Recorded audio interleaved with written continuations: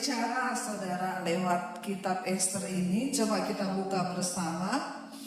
Ya, banyak sekali hal yang Tuhan mau bukakan bagi setiap kita, dan kemenangan, pemulihan, bahkan pembalikan keadaan itu akan terjadi bagi orang-orang yang selalu percaya dan berharap kepada Tuhan. Saudara, kisah Ester itu dimulai dari setelah saya membaca kemarin tuh Tuhan berbicara banyak ketika Pak Lukas sampaikan, kita ada di persekutuan kecil. Ya, tentang Ester itu ternyata yang kita hanya tahu dia itu berpuasa 3 hari karena bangsanya mau dibunuh. Setelah saya pelajari, saya mendapat banyak hal, saudara. Siapa Ester? Ester itu adalah dan Mordekai, dia adalah pengasuhnya Ester. Mereka itu orang dari suku Benyamin yang dibuang dalam pembuangan di Babel. Ketika di Babel mereka dibuang, namanya orang hidup di pembuangan itu tidak enak, saudara. Semua harus kita syukuri dan kita percaya Tuhan turut bekerja mendatangkan kebaikan di hidup kita. Amin. Dimanapun kita berada, saudara. Lalu ketika satu saat, saudara, Ratu Wasti, yaitu ratu dari Raja Ahasiweros, itu dihukum mati karena dia dipanggil raja dan dia tidak menghadap. Akhirnya Ahasiweros marah sehingga dia menghukum mati ratu istrinya sendiri. Setelah itu raja ini muram, karena dia ingat-ingat istrinya, sekarang gak ada lagi ratu yang dicintai. Lalu anak buah raja itu berikhtiar memiliki sebuah keinginan untuk gimana kalau kita carikan raja istri yang baru, supaya dia tidak merenung terus. Ya, memang bapak-bapak itu kalau kehilangan istri merenung, ya bapak-bapak. Bapak-bapak kehilangan istri sedih enggak? Sedih apa senang bapak-bapak? Ini kayaknya mukanya beda ya, ngomong sedihnya itu. Ya, haleluya ya. Saya percaya sedih lah ya bapak-bapak. Memang beda laki-laki sama perempuan itu, makanya banyak lebih banyak janda daripada duda. Lalu saudara, karena raja ini murung terus, akhirnya mereka berpikir carilah calon istri yang menarik di hati raja. Dikumpulin semua wanita cantik yang ada di negeri itu. Nah, Ester itu termasuk wanita yang elok parasnya, cantik banget. Lalu ketika Ester terpilih untuk masuk di dalam pemilihan yang akan menjadi ratu, Mordekai bilang begini, "Nggak usah kamu ngomong identitasmu. Jangan ngomong kamu orang Yahudi." Ya, karena kita tahu pemerintahan di Babel, mereka nggak suka orang Yahudi, jadi kamu diam-diam aja. Lalu saudara, akhirnya dimasukkannya lah Ester, terpilih. Ternyata dia cantik dan raja berkenan memilih Ester menjadi ratu. Artinya apa, saudara? Walaupun kita minoritas, orang biasa, dari orang miskin, Ester itu sudah sebatang kara, dia anak yatim piatu, orang tuanya sudah meninggal. Tidak peduli latar belakang kita seperti apa, kalau Tuhan mau memilih engkau, dimanapun engkau berada, Tuhan sanggup mengangkat hidup kita. Katakan amin ya. Lalu ceritanya ketika Ester sudah menjadi ratu, tidak seenak-enaknya. Menjadi ratu pun pada zaman itu harus tunggu dipanggil sama raja. Menghadap baru kalau raja berkenan bisa. Ceritanya ada seorang yang bernama Haman, orang ini sombong. Orang sombong dikasih jabatan sama raja, dinaikin jabatannya pada waktu itu karena dia pinter cari muka. Tidak usah cari-cari muka sama manusia, karena kita sudah punya muka, amin. Apalagi bermuka dua, hello, ya. Nggak usah, hidup itu apa adanya saja, biar ketika Tuhan berkenan, maka Tuhan yang mengangkat, amin. Kita sibuk cari muka percuma, saudara. Nanti juga ya jatuhnya bakal lebih gila. Kita belajar dari Haman hari ini. Saudara, Haman ini gila hormat, ya, gila jabatan. Dia cari muka terus sama raja dan berhasil. Ketika dia dinaikin jabatannya menjadi orang kepercayaan raja, wah, dia saudara raja bilang semua orang harus menghormati Haman. Ketika Haman memasuki istana, semua orang menunduk kepada dia, berlutut lalu menyembah dia. Tapi Mordekai tidak mau menyembah. Lalu ketika Haman melihat Mordekai tidak menyembah, dia menjadi marah. Orang kalau sombong, ya tukang cari muka, kepengen jabatan, waktu dia tidak mengalami seperti yang dia mau, marah dia. Cuma gak dihormati, marah. Ya, cuma gak dihormati loh. Semua menunduk, Mordekai gak menunduk, dia marah, saudara. Ketika ekspektasi yang kita mau itu tidak terjadi, Haman, dia ingin disembah. Persoalannya cuma Mordekai tidak nunduk dan menghormati dia loh. Cuma itu persoalannya.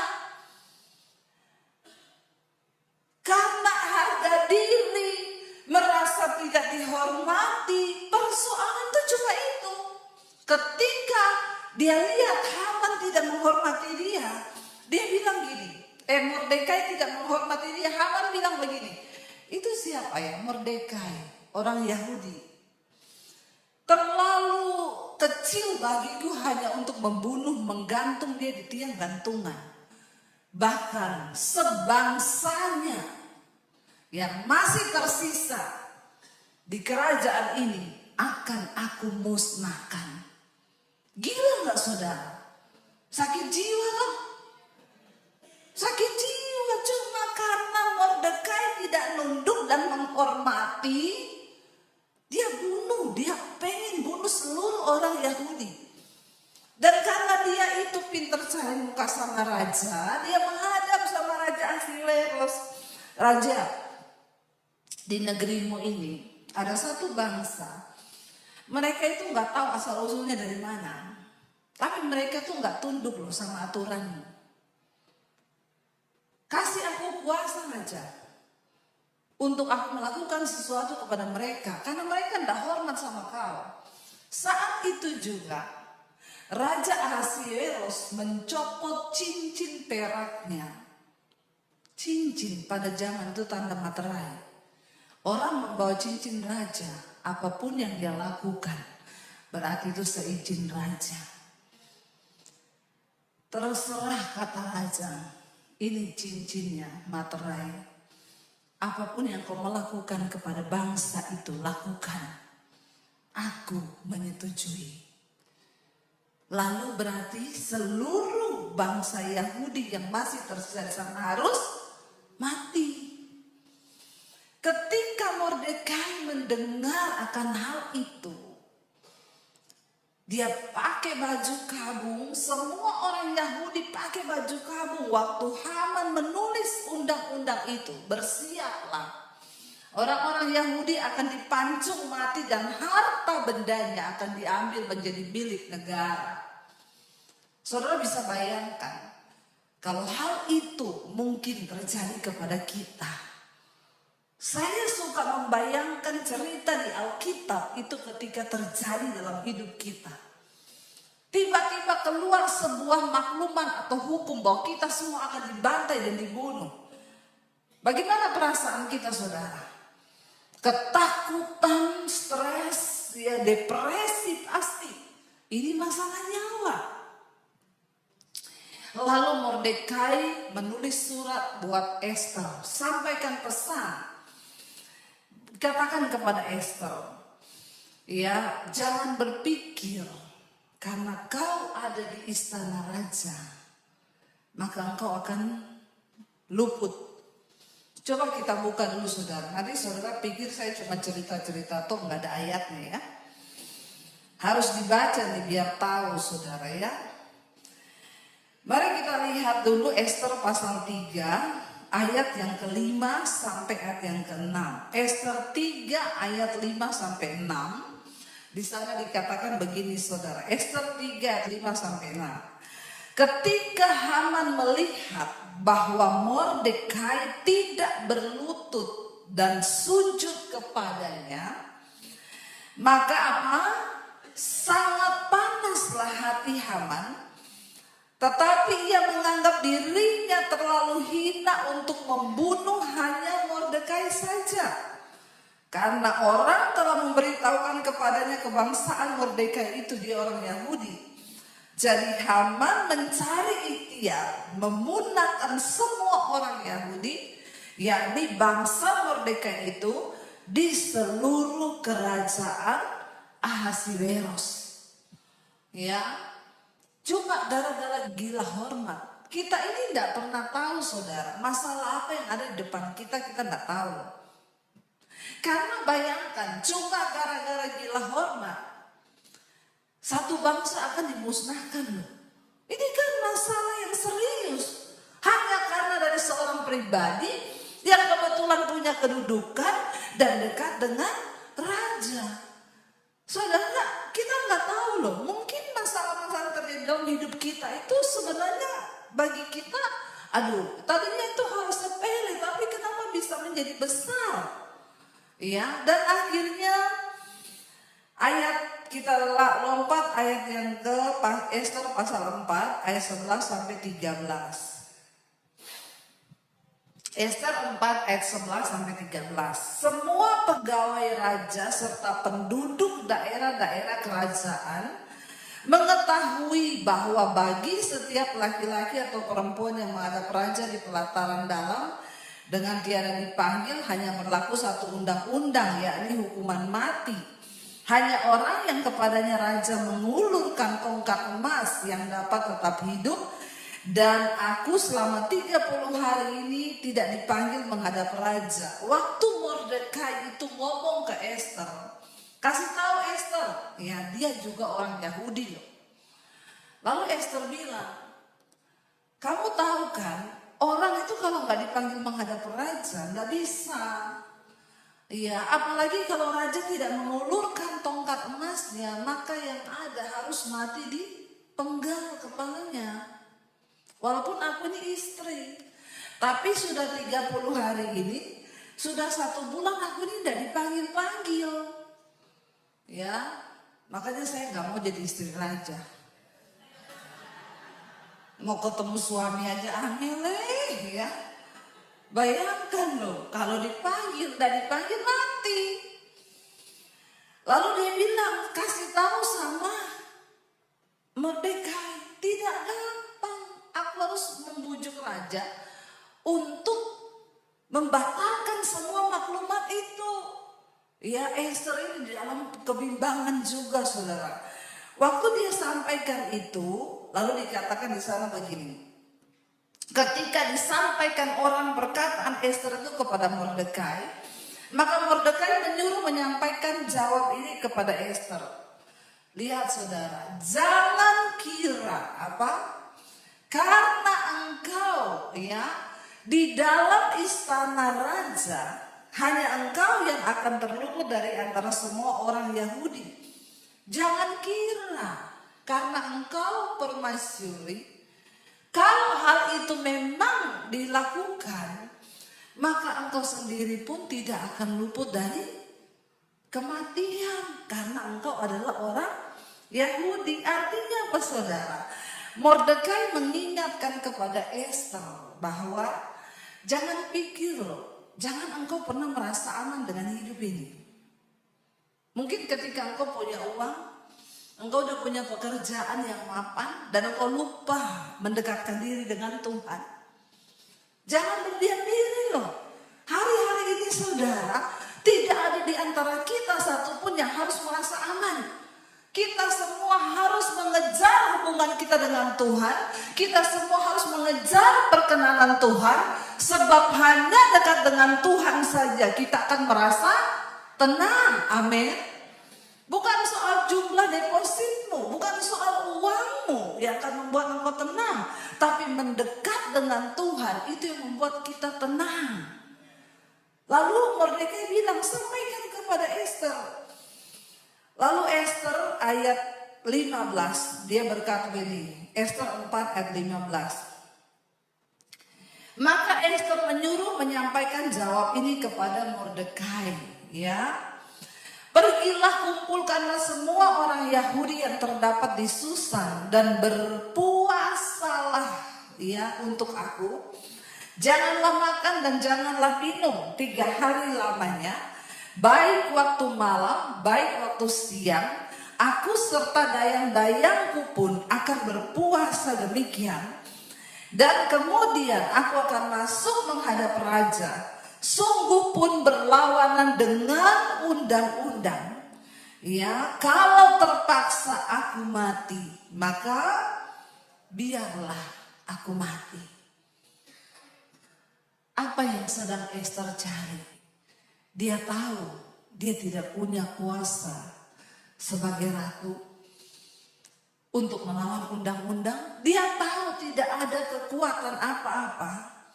Yang dia butuhkan hanyalah perkenanan Tuhan. Dari kitab Esther kita bisa belajar untuk mendapatkan perkenanan, pembalikan keadaan dalam hidup kita. Kita cuma butuh satu hal, yaitu perkenanan Tuhan.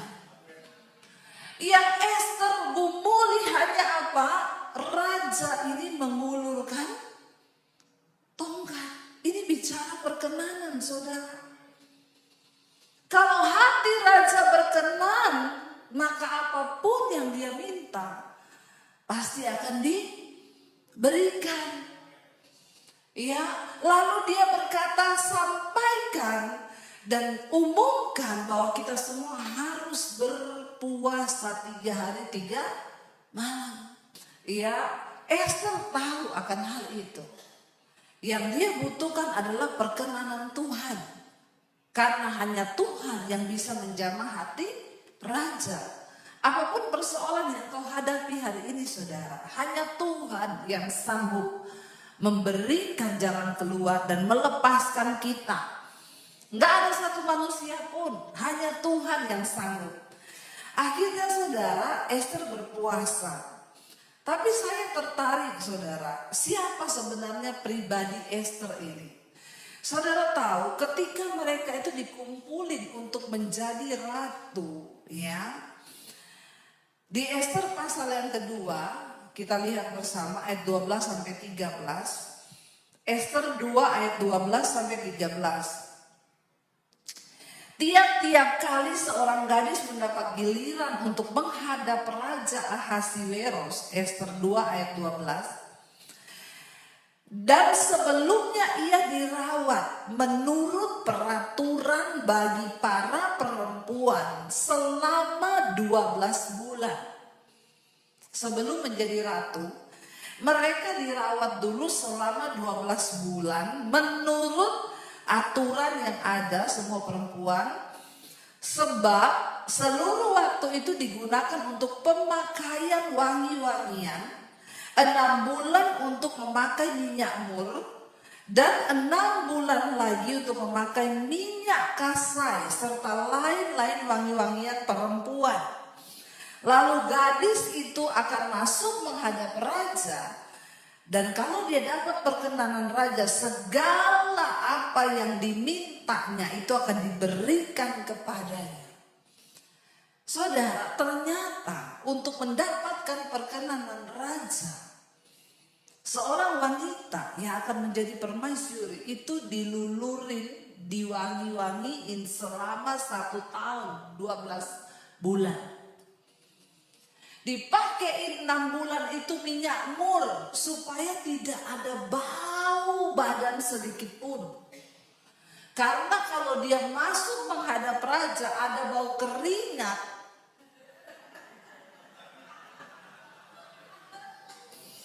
Ini saya bilang bau keringat kok pada ketawa ya. Ya itu raja akan terganggu dan dia tidak akan dapat perkenanan ya. Karena memang bau keringat itu ya enggak enak saudara ya. Tapi ada orang bau keringat dia enggak sadar kalau dia bau keringat. Nah itu yang menakutkan ya.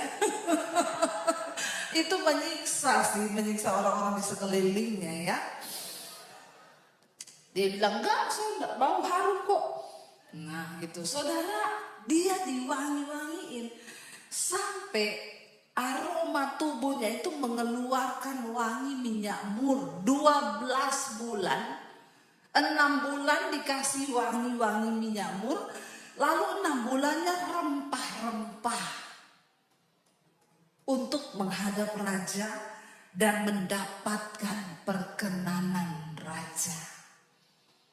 Arti rohaninya apa saudara? Kalau kau ingin mendapatkan perkenanan Tuhan, jangan ada bau yang tidak senang di mata Tuhan.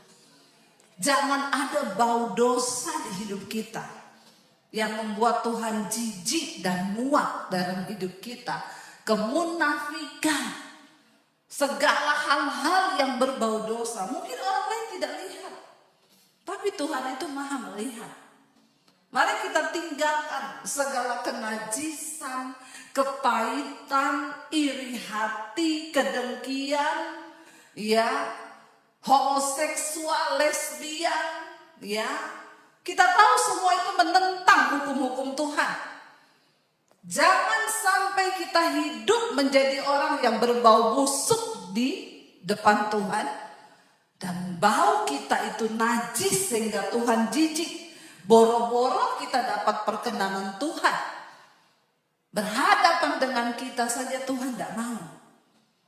Jangan ada yang menyimpan dosa, perselingkuhan, kepahitan. Buang itu semua. Kita tahu diri kita ini siapa.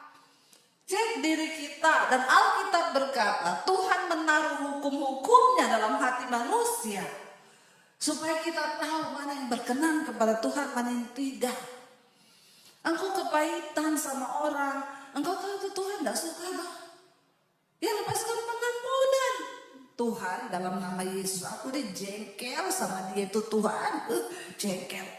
Tapi karena firman-Mu berkata aku tidak boleh jengkel. Dalam nama Yesus. Aku ampuni dia Tuhan. Aku lepaskan. Itu bukan untuk kebaikan orang itu aja saudara. Tapi untuk kebaikan kita. Supaya kita mendapat perkenanan Tuhan. Ya, jangan ada iri, dengki. Jangan ada dosa-dosa. Keterikatan, lihat film porno. Ya, orang tidak tahu. Tapi apakah Tuhan lihat apa tidak? Anak-anak muda, ya lepaskan dirimu dari segala dosa agar engkau berkenan kepada Tuhan. Amin. Ya kita berdoa saudara. Perselingkuhan suami-suami istrimu tidak lihat engkau di luar. Ya, tetapi mata Tuhan melihat. Itu artinya 1 tahun. Dia harus dipakai rempah-rempah agar dia menghadap raja. Raja mengulurkan tongkat, baru dia dapat perkenanan. Akhirnya Ester puasa. 3 hari 3 malam Ester berpuasa saudara. Lalu apa yang terjadi? Ya lihat ketika Tuhan bekerja. Saudara tahu pada waktu itu kalau kita lihat ya dikatakan Ester 5 ayat yang pertama. Pada hari yang ketiga Ester mengenakan pakaian ratu. Setelah dia puasa 3 hari. Dia pakai baju ratu. Tadinya pakai kain kabung. Kain kabung itu warna putih tanda orang merendahkan diri. Dia ganti baju pakai baju ratu. Pakaian ratu untuk menghadap raja. Berdirilah Ester di pelataran dalam istana raja. Tepat di depan istana raja, raja bersemayam di atas tahta kerajaan di dalam istana, berhadapan dengan pintu istana itu. Ini adalah saat yang sangat mendebarkan. Apakah Ester memperoleh perkenanan raja atau sebaliknya dia dihukum mati karena sudah melanggar undang-undang untuk menghadap tanpa dipanggil? Tidak gampang, saudara. Bahkan nyawa menjadi taruhan untuk mendapatkan perkenanan raja. Dua saja, kalau engkau memilih perkenanan Tuhan, engkau hidup dan mengalami kemuliaan. Tapi kalau engkau memilih hidup dalam dosa, maka kematian yang akan kita dapatkan. Makanya bertobat yuk, mari kita sungguh-sungguh menyerahkan hidup kepada Tuhan. Ketika Ester berdiri dikatakan ketika raja melihat Ester, sang ratu, berdiri di pelataran, berkenanlah raja kepadanya, sehingga raja mengulurkan tongkat emas yang di tangannya ke arah Ester. Lalu mendekatlah Ester dan menyentuh ujung tongkat itu. Tanya raja kepadanya, apa maksudmu hai Ratu Ester? Dan apa keinginanmu? Sampai setengah kerajaan sekalipun akan kuberikan. Kalau raja sudah mengulurkan tongkat, apapun yang diminta harus dikasih, saudara. Dia bilang setengah kerajaan pun akan aku berikan. Jawab Ester, jikalau baik pada pemandangan raja, datanglah kiranya dengan Haman pada hari ini ke perjamuan yang akan aku adakan ya bagi raja. Maka titah raja, hari ini cepat suruh Haman panggil. Kita akan makan di perjamuan yang Ester akan berikan. Ester bikin perjamuan. Singkat cerita, saudara, lagi minum anggur dan makan, raja tanya kepada Ester, apa yang engkau mau? Kasih tahu apa yang engkau mau, maka aku akan menuruti. Ester gak terburu-buru. Dia bilang, kalau memang raja mau ya mendengarkan permohonan hamba ini, maka biarlah hamba mendapatkan kasih di mata raja. Besok datang lagi ke perjamuan yang akan aku adakan. Raja dan Haman harus datang ke perjamuan itu. Belum langsung dia minta, saudara. 2 kali dia suruh raja datang. Raja bilang, oke, baik, besok aku akan datang. Lihat Tuhan bekerja. Ketika raja pulang, kita lihat Ester pasal 6 ayat yang pertama. Ester pasal 6 ayat yang pertama. Tuhan bekerja. Pada malam itu juga raja tidak dapat tidur. Maka bertitahlah baginda untuk membawa kitab pencatatan sejarah, lalu dibacakan di hadapan raja.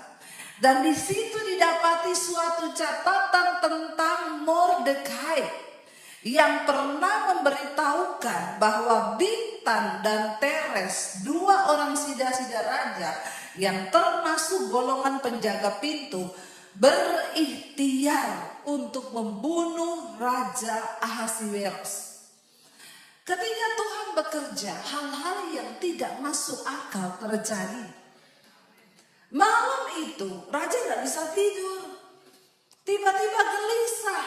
Siapa yang bekerja, saudara? Tuhan. Karena raja gak bisa tidur, gelisah, raja iseng.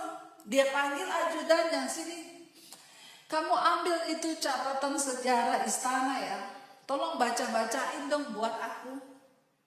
Ini sejarah yang sudah terlupa loh. Lalu dibacalah. Pada satu saat ada 2 orang penjaga pintu yang berikhtiar membunuh raja. Kejadian itu terjadi pada tanggal sekian-sekian, tetapi seorang yang bernama Mordekai menyelamatkan raja dari maksud pembunuhan itu. Cara Tuhan itu kita gak pernah bisa pikir, saudara, amin. sudah lama dan tidak pernah diingat.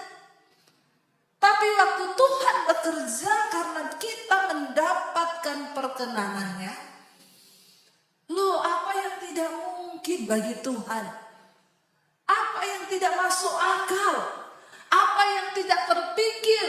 Dan itu terjadi karena Ester berdoa puasa. Amin, saudara.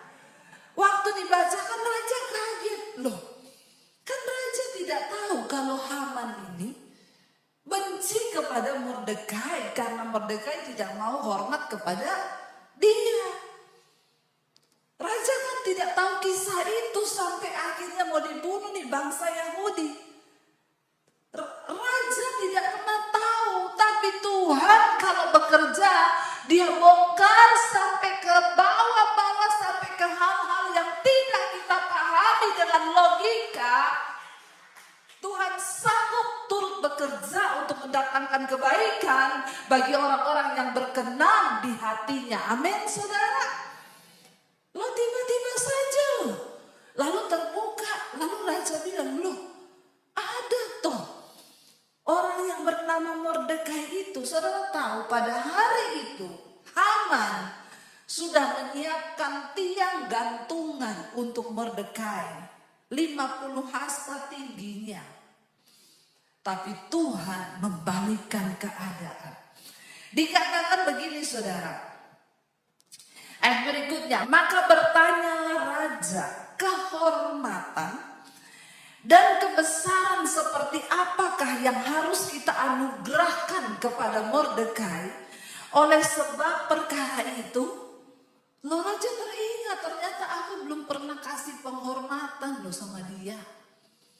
Makanya saya bilang, gak usah cari muka. Waktu Tuhan tahu kita ini pantas dan layak untuk mendapatkannya, cara yang ajaib akan Tuhan bukakan, saudara. Amin. Amin, saudara. Dan kalau Tuhan yang buka, tidak ada yang bisa tutup. Mari kita sibuk cari muka sama Tuhan. Amin. Daripada sama manusia. Waktu saudara tidak disangka-sangka. Loh, saya mau tanya, Mordekai lakukan apa coba? Dia bahkan tidak dapat kesempatan ketemu raja. Dia berdoa puasa bersama-sama dengan orang Yahudi yang lain karena mereka dalam tekanan. Karena itu, saudara, saya melihat di sini ternyata tekanan itu seringkali membawa kita menemukan hal-hal besar yang sedang Tuhan sediakan bagi setiap orang yang mau sungguh-sungguh mencari Dia. Amin. Wow. Haman boleh mereka-rekakan kejahatan dalam hatinya. Haman, baru ini habis ini mati kau, mati usahamu, mati semua yang kau buat, mati pekerjaanmu. Ya, Tuhan bilang sorry ya, kalau aku yang bekerja, sorry ya. Maka Tuhan sanggup membalikan keadaan. Saudara tahu tiang gantungan yang disediakan Haman untuk Mordekai terakhir dipakai gantung siapa? Haman yang naik di tiang gantungan itu. Orang boleh mereka-rekakan yang jahat buat kita, tapi waktu engkau mendapat perkenanan Tuhan, segala kemuliaan Tuhan bisa balikan keadaan. Harusnya Haman yang mati, jadi harusnya Mordekai yang mati, jadi Haman. Lalu raja bilang begini, apa yang harus kita berikan kepada Mordekai? Kehormatan apa? Ternyata dia ini pernah berjasa. Mungkin jasa itu ditutupi selama ini. Ya, tapi waktu Tuhan yang membuka, jangan takut, saudara. Mungkin hari ini usahamu gak dihargai manusia. Mungkin hari ini apa yang sudah kau perbuat tidak pernah dihargai oleh siapapun juga. Tetap lakukan yang terbaik dan lakukan untuk Tuhan. Kalau sudah tiba saatnya, maka Tuhan yang akan promosikan. Dikatakan begini, kehormatan dan kebesaran apa yang harus dianugerahkan kepada Mordekai, sebab segala perkara itu jawab para biduanda, raja yang bertugas pada baginda, kepadanya tidak dianugerahkan suatu apapun raja. Kasihan Mordekai itu, dia tidak dikasih apa-apa waktu itu. Raja kaget, oh dia tidak dapat apa-apa. Setelah Haman masuk, bertanyalah raja kepadanya. Haman yang ditanyai, raja ini tidak ngerti apa-apa soal Haman ini kepahitan sama Mordekai kan. Raja tanya sama Haman begini. Raja bilang begini ketika Haman masuk, apa yang harus kita lakukan kepada orang yang berjasa kepada raja? Ya, apa yang harus raja berikan? Ya, apakah kita harus, dia bilang begini, apakah yang harus dilakukan kepada orang yang raja berkenan menghormatinya? Kata Haman dalam hatinya, siapa lagi yang raja berkenan menganugerahkan kehormatan lebih daripadaku? Dia GR. Raja tanya begini, habis ini pasti aku dapat sesuatu. Iya, itulah orang saudara. Ya, kalau hatinya penuh kebusukan, iri, dengki, gila hormat, gila jabatan, lalu apa yang dia dapat saudara, dia pikir dia yang akan dikasih itu. Pasti raja tanya buat aku. Oleh karena itu jawab Haman kepada raja, mengenai orang yang raja berkenan menghormatinya, hendaklah diambil pakaian kerajaan yang biasa dipakai oleh raja sendiri. Kurang ajar enggak? Dia itu mau menyamakan diri, dia pikir buat dia toh. Dan lagi kuda yang biasa dikendarai oleh raja sendiri, dan yang diberi mahkota kerajaan di kepalanya. Dan hendaklah diserahkan pakaian dan kuda itu ke tangan seorang dari antara para pembesar raja, orang-orang bangsawan. Lalu hendaklah pakaian itu dikenakan kepada orang yang raja berkenan menghormatinya. Kemudian hendaklah ia diarak dengan mengendarai kuda itu melalui lapangan kota. Sedang orang berseru di depannya, beginilah dilakukan kepada orang yang raja berkenan menghormatinya. Ternyata semua yang dia sebutkan itu untuk Mordekai. Dia sudah menyebutkan yang terbaik karena dia pikir itu untuk, kasihan deh lu. Jangan GR, Tuhan tahu siapa milik kepunyaannya. Amin. Berkat itu tidak bisa tertukar. Bagian kita hari ini, mari jaga hidup kita, mari jaga langkah kita, supaya kita selalu ada dalam perkenanan Tuhan. Sehingga kita tahu akhir dari cerita ini saudara. Ketika Ester mendapatkan perkenanan Tuhan, ketika Ester mendapatkan perkenanan raja, besoknya raja bertanya, apa yang engkau mau? Lalu Ester memberitahukan, batalkan undang-undang yang sudah dibuat itu.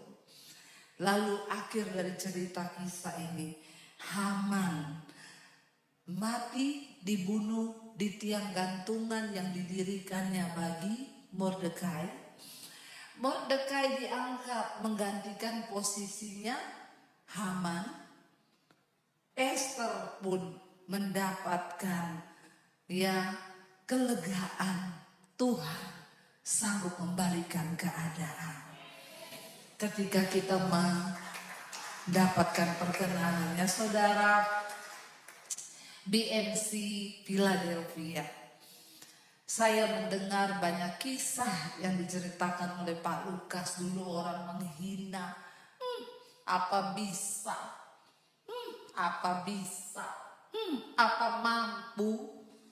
Tapi ketika kita mendapatkan perkenanan Tuhan, 22 tahun terlewati.